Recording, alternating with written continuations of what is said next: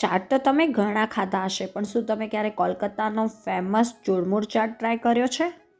જય શ્રી કૃષ્ણ. આજે હું ભક્તિ તમારી સાથે લઈને આવી છું કોલકાતાનો મોસ્ટ ફેમસ ચૂરમુર ચાટની રેસિપી. આ ચાટ માટે ચણા અને વટાણાને ઓવરનાઇટ સોક કરી દેવાના છે અને બોઇલ પોટેટોને ઝીણા કટ કરી લેવાના છે. બોઇલ કરેલા ચણા અને વટાણાને એડ કરવાના છે. આ ચાટનો મેઇન ઇન્ગ્રીડિયન્ટ્સ એટલે કે તેનો હીરો આ ચાટનો સ્પેશિયલ મસાલો છે જે મેં ઘરે બનાવ્યો છે.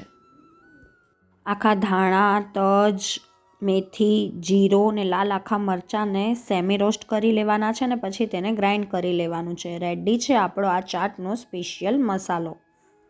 આ મસાલાને સ્પ્રિંકલ કરવાથી આ ચાટનો ટેસ્ટ એકદમ ગોલગપ્પાવાળા ચાટની લારી જેવો જ આવે છે. હવે આપણે તેમાં સંચર એડ કરીશું.